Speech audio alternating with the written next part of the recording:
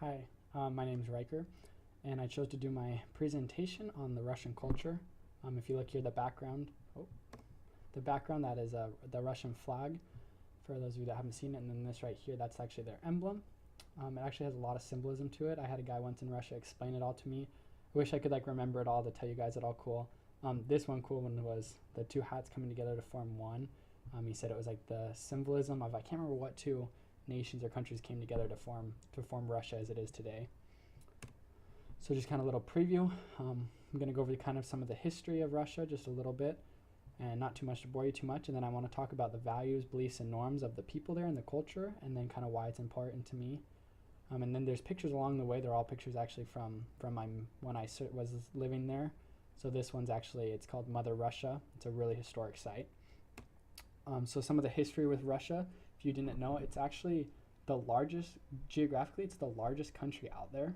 And as you see, you look down at this map, this is Russia, all the red. And you can compare it to how small the US is compared to it. It is really big. Being so big, you think, oh, it has the most population too, but it actually doesn't. That's mainly because there's a lot of Russia that can't be habited, because you have Siberia and those places that it's really, really cold to where people can't live there because you couldn't leave your house. So the population in Russia is really, it's a little bit over 144 million people. It's actually digressing a little bit. In 2008, I think it was 148 million. So it's kind of going down, but still kind of staying about the same.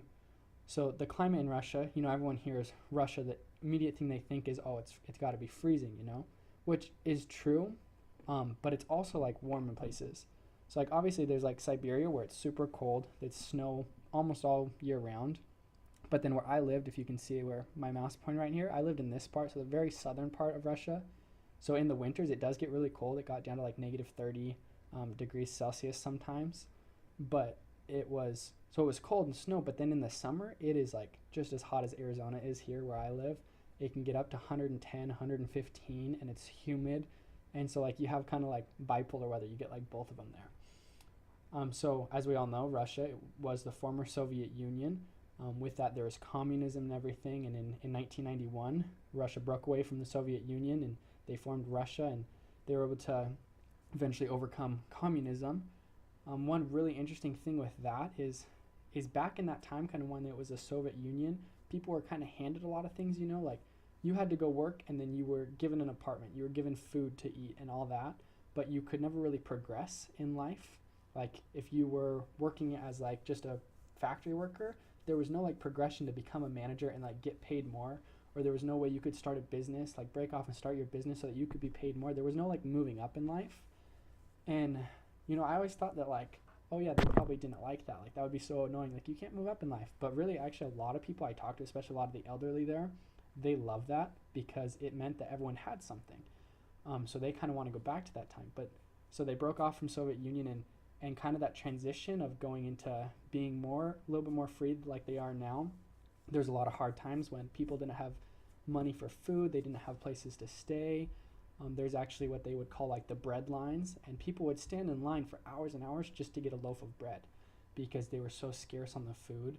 And I think a lot of that kind of change is what makes them who they are today, and it kind of a lot of the norms, the beliefs and values that I'll be talking about, it kind of comes because of that former Soviet Union mindset and changing into a free world, how what their mindset had to be when they were changing. They were a lot more conservative. They had to keep their bags that they used. If they used a Coke bottle, instead of throwing it away, they'd wash it out and use it for something else, and just you can kind of see it there.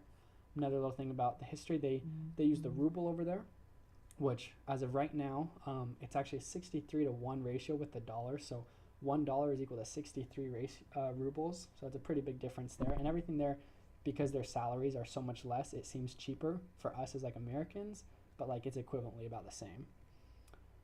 So I wanted to start off with talking about the values kind of Russia. So first off is family. They value family more than anyone.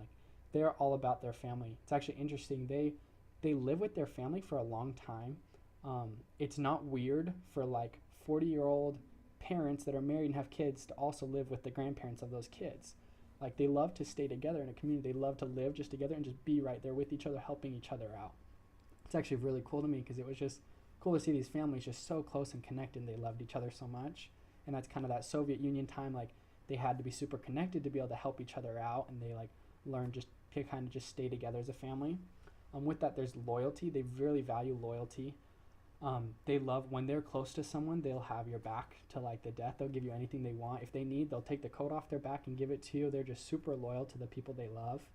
And again, I think that comes from that. When they were transitioning, they didn't have a lot. You had to be loyal to those that you loved and like just protect each other.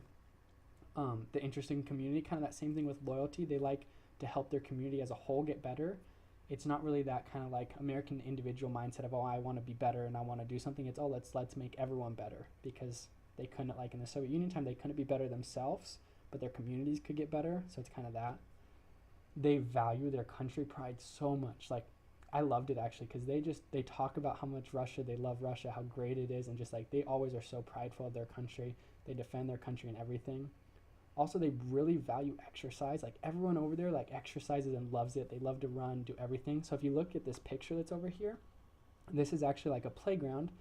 And if you can see right here where my friend's doing kind of like pull-up things on these bars, they have like those at like every playground. They have a pull-up bar over here. Then they usually have like a place for a little bit more of workouts. And it's like every playground has that there. It's super cool.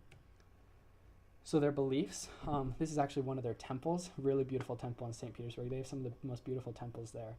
About 75, depends on like where you look at your research, but I'd say about 75% of Russia is Russian Orthodox, which is a Christian religion. The second highest religion there is the religion of Islam, Islamic religion. So yeah, they believe in God for the most part. Majority of them do. They also believe in defending their country. With that, the males, they are required, it's mandatory to serve 2 years there. And it's their belief that everyone has a duty to serve their country for at least 2 years. They also really believe in kind of equality, and like kind of like I was saying earlier, like they don't really rise above each other. And it's mainly just because they feel like the only people that can do that are the rich and the like popular. And where I lived, it was the poor area. And so they really believed in like everyone was kind of equal. They also love their ancestors. Like they have holidays to like celebrate ancestors and everything, and like the history of their country they love. One holiday, they take all these sticks and put the pictures of their ancestors that fought in the war with it and march around. Their cemeteries there are like football lengths wide, like huge cemeteries, miles and miles wide, and like just these ginormous like cool gravestones. I really loved seeing them. So some of their norms. So you hear Russia, you think about drinking.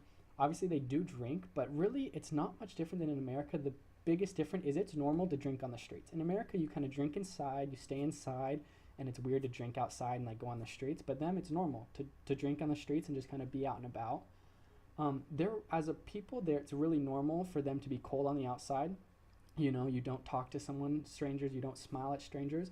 But once you become friends, you're just so loyal, you're so warm and welcoming, and they even like it's like their kind of value too, that if someone is invited over to your house as a guest, or you're invited as a guest, you always give some type of treat. You either bring one with you, or if you're the home providing it, you provide one while they're there.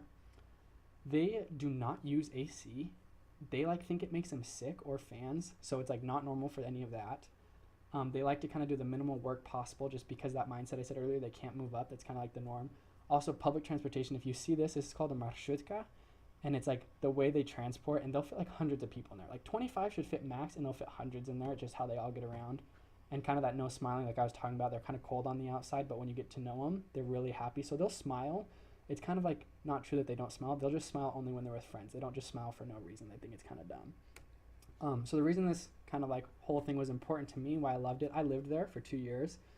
And even like before doing this project I knew this, but kind of doing it reminded me is how it really is like a part of my culture now. Their culture is my culture, and like some of my closest friends live there. You can see this picture of some of them just that I met there and that I love so much. And so yeah, so that's really Russia. It's an amazing place. They have, in my opinion, really great beliefs, values, and norms. They are, a little different than the ones I grew up with, but everywhere is a little bit different, and I think there's good and bad in all of them.